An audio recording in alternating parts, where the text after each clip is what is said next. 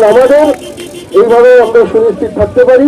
আপনারা ভালো থাকুন, সুস্থ থাকুন, আর এইভাবে উন্নয়নের যাত্রাকে আপনারা এইভাবে অব্যাহত রাখুন, এইটুকুই বলবো। এরপরে আরো একটা আমাদের সভা রয়েছে, আমি আর দাদা বেরিয়ে যাবো। আপনারা সকলে সুস্থ থাকুন, ভালো থাকুন, আবার যখন ডাকবেন আমি আবার আসবো। ধন্যবাদ।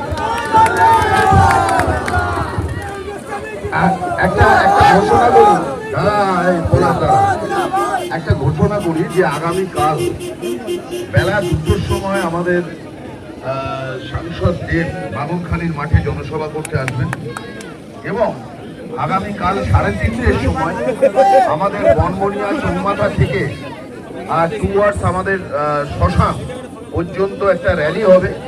এটা 1 নম্বর এবং 23 নম্বর ওয়ার্ডের র্যালি। সেই র্যালিতে আমাদের আন্তর্জাতিক স্তরের সঙ্গীত শিল্পী এবং আমাদের পশ্চিমবঙ্গ সরকারের মাননীয় মন্ত্রী বাবুল সুপ্রিয় উপস্থিত থাকবেন এবং আরও একজন আমাদের কলকাতার চলচ্চিত্রে কোনো এক অভিনেত্রী থাকবেন।